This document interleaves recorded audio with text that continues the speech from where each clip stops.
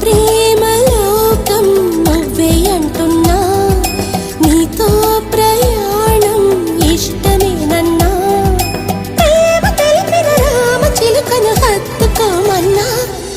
చెప్పాలనుంది చిన్న మాటైనా, ఆగనంది దాగనంది లోలోనా, ఇన్నాళ్ళ నుండి ఉన్న మాటైనా, ఇప్పుడేగా చెప్పమంది ప్రేమైనా.